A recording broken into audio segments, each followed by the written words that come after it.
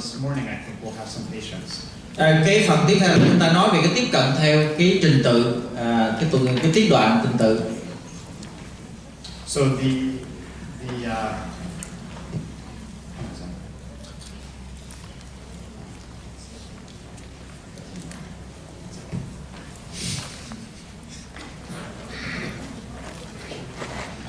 the segmental approach to congenital heart disease was first described in 1972 by Dr. Richard and Stella Van Praag, whom I had the pleasure of meeting in Boston years ago. Chúng ta biết là đây là hình ảnh của một cặp vợ chồng về giải phẫu học, về phẫu thể học rất là nổi tiếng trong tim mạch nhi, và tôi đã có cơ hội được gặp ông ở Boston trong hình ảnh năm 1972. Đây là một cái cuốn sách rất là quan trọng trong tim mạch nhi. And Bob Anderson has also described this aspects of the segmental approach, but uses different languages like right atrial isomerism instead of asplenia. But we're talking about similar concepts.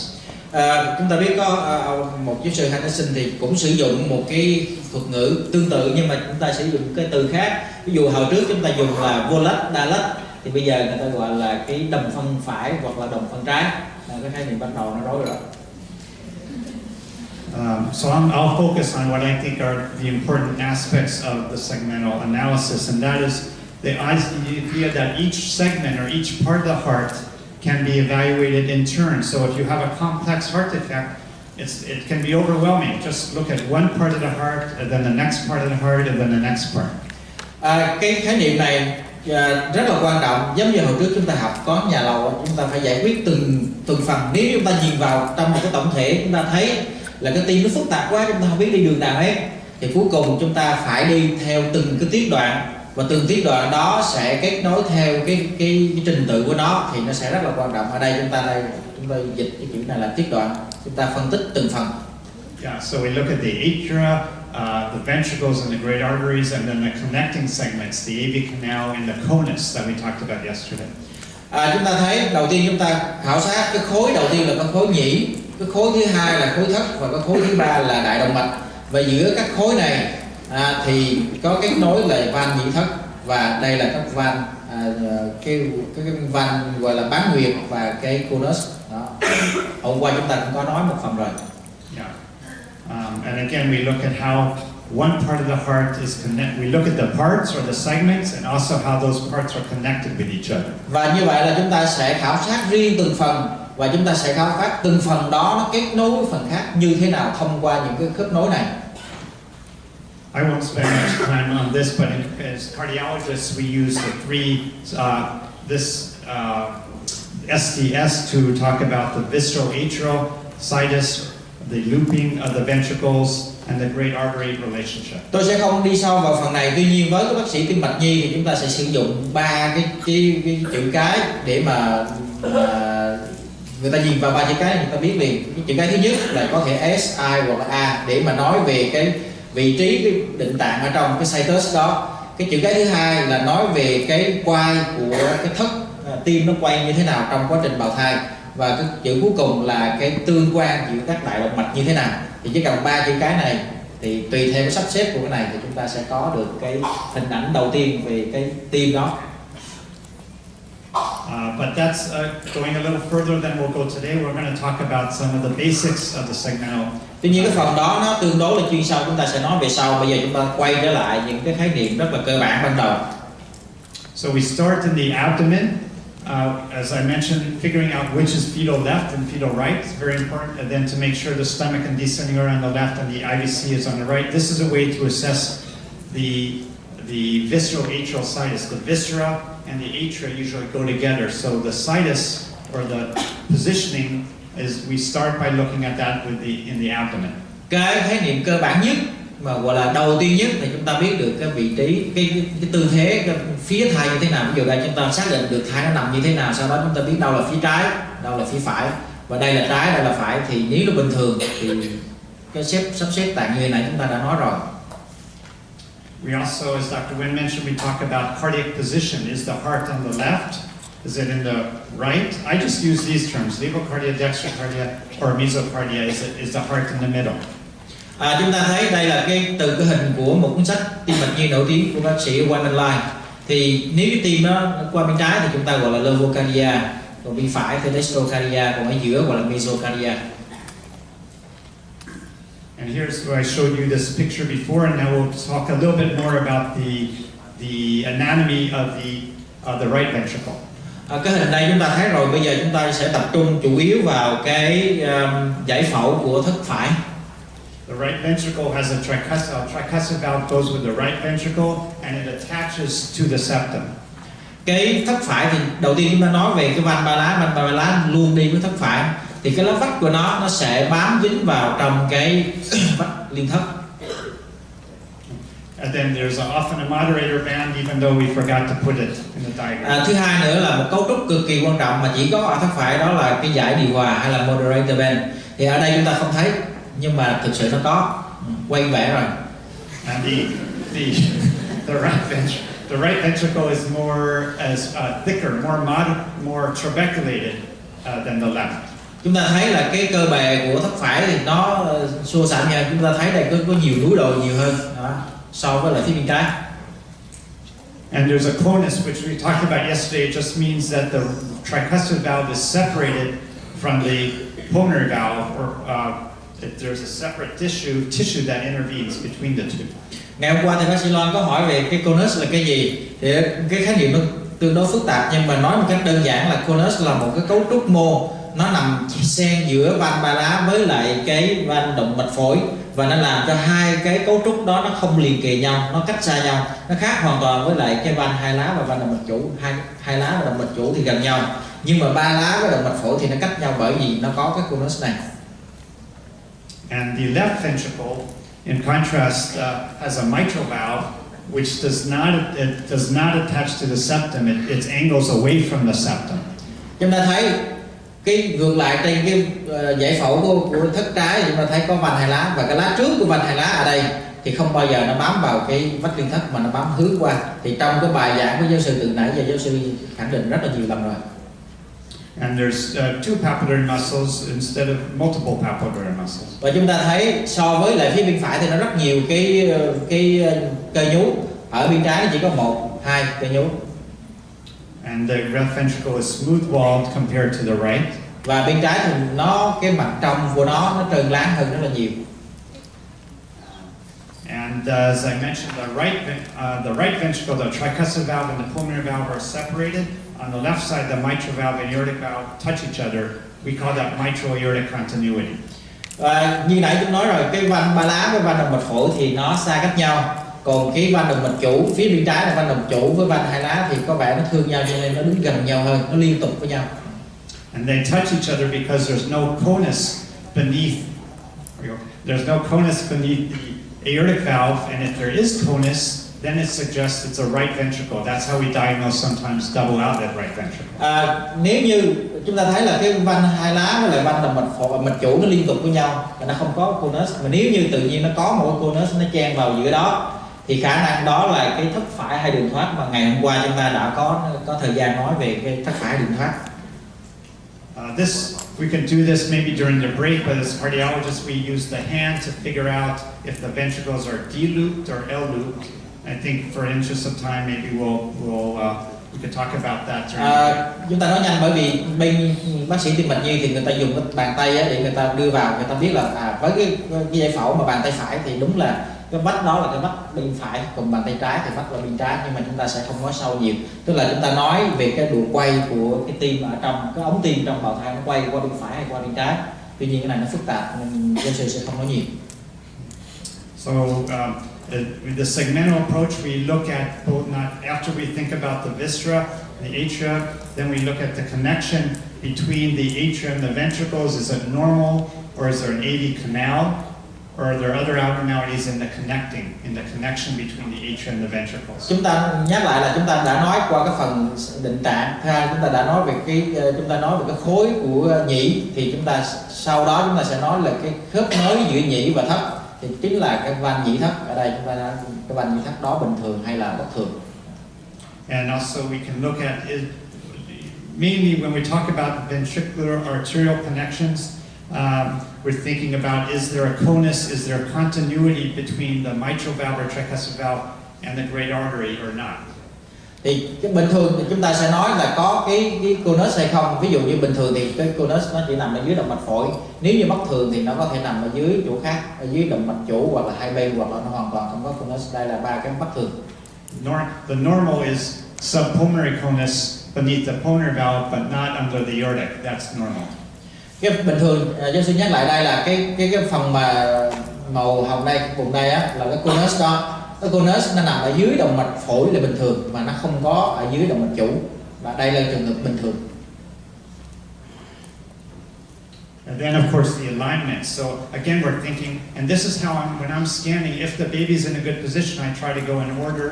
The baby's not in a good position, I still look at one part of the heart and not think about the other parts. So now we can be thinking about the connections between the ventricles and the arteries. Is it normal? Is there double out at right ventricle? Is there transposition, and so on?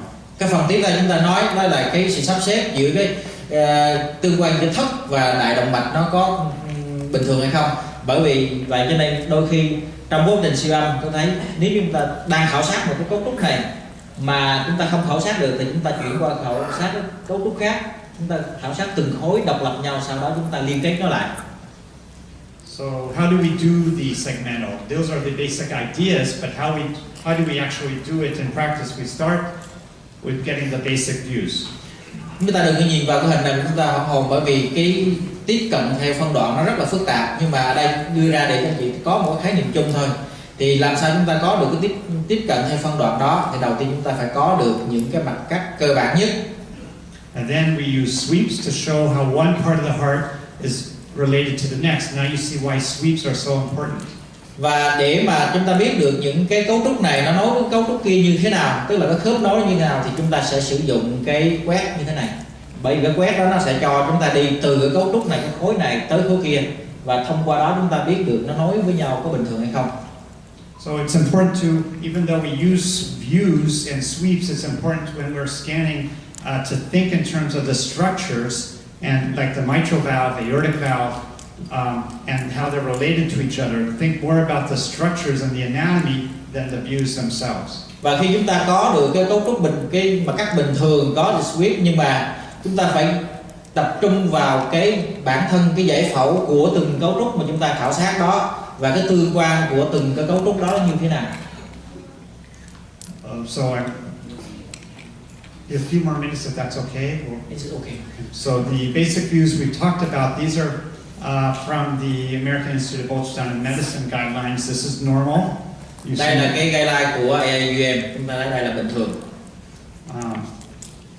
Now you can see the 4-chamber view. Sau đó chúng ta đưa lên cái 4 buồng tim, mà cắt 4 buồng. The left ventricular outflow tract. Cái đường thoát thất trái. The right ventricular outflow tract. Cái đường thoát thất phải. The 3-vessel view. 3 mạch máu, mà cắt 3 mạch máu. The aortic arch. This is a nice sagittal view. Và cái mặt cắt dọc giữa để chúng ta phát hiện được cái cung của động mạch chủ.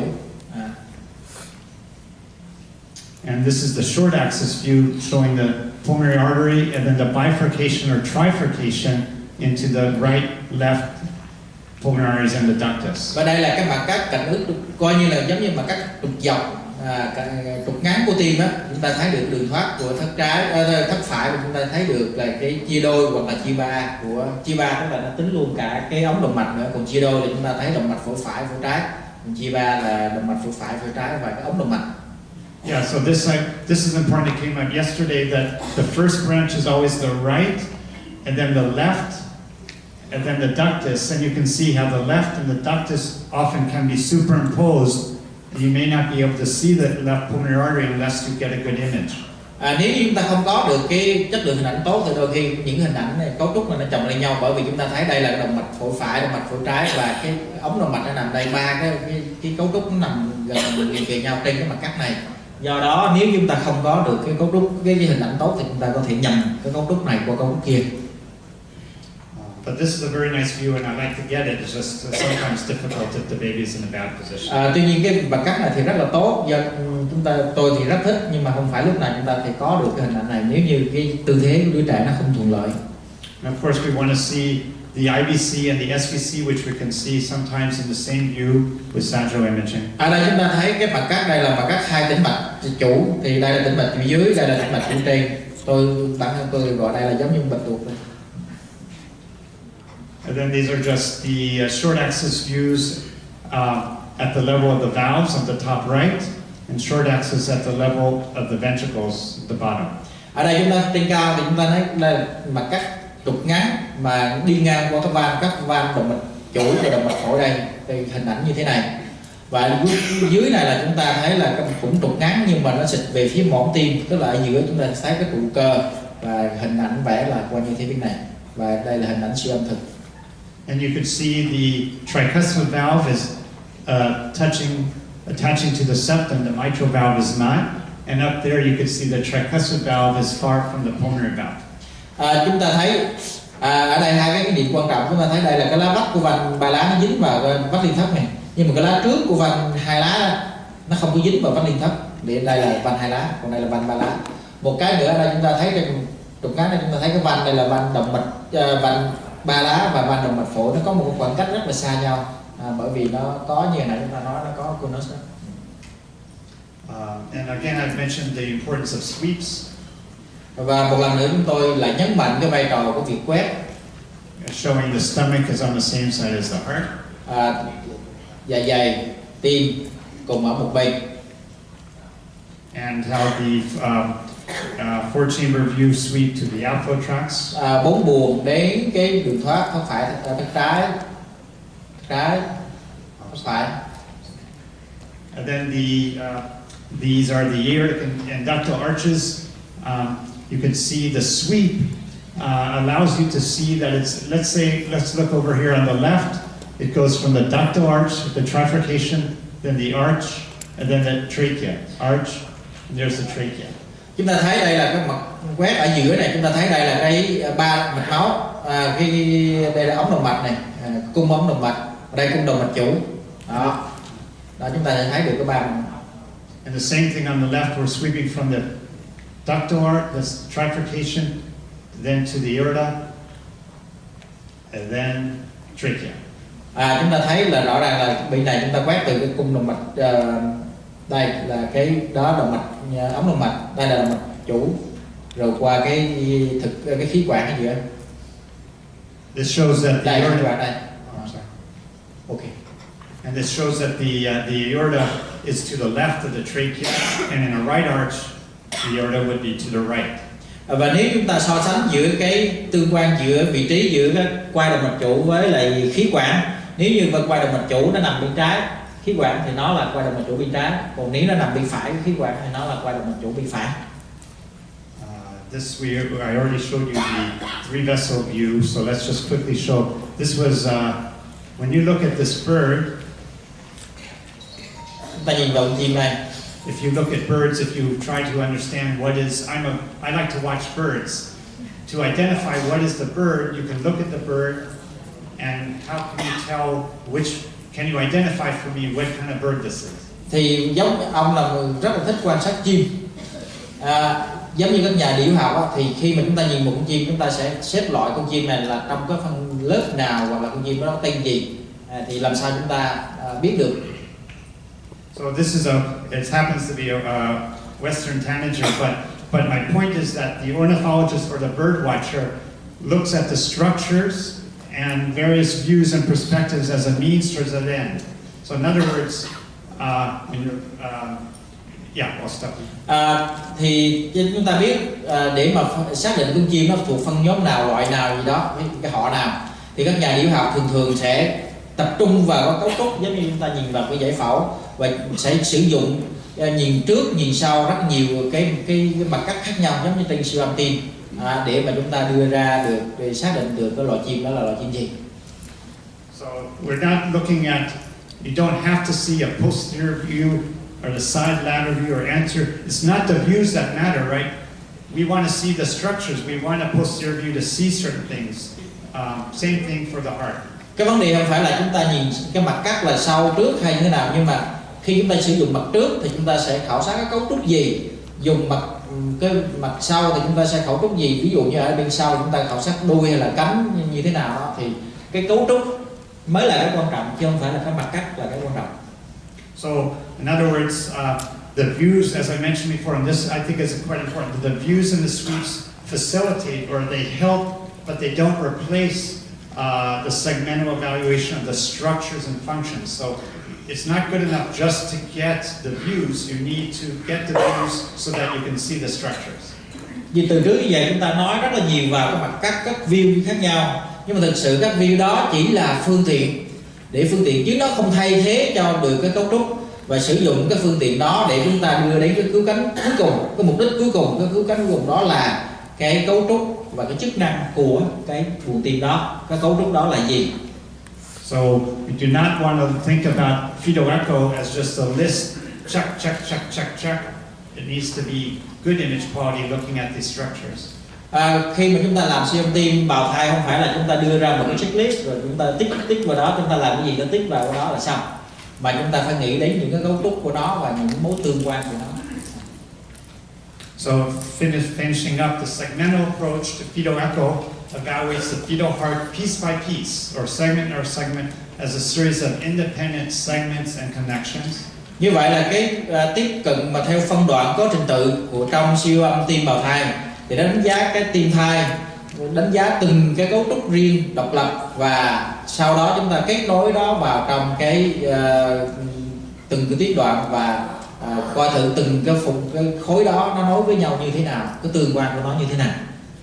And finally, the planes and sweeps should be tools that we use to develop a complete or comprehensive evaluation of the structure and the function of the heart. Cái mặt cắt cũng như là cái kỹ thuật quét đó là cái phương tiện hoặc là một cái công cụ để mà chúng ta hiểu biết được một cách rất rõ ràng, đánh giá một cách toàn vẹn những cấu trúc cũng như là chức năng của tim thai, chứ không phải là cái mục đích của chúng ta. Mục đích chúng ta là cái cấu trúc và chức năng tim thai chứ không phải là đạt được cái mặt cắt nào đó. Xin cảm ơn. Xin cảm ơn.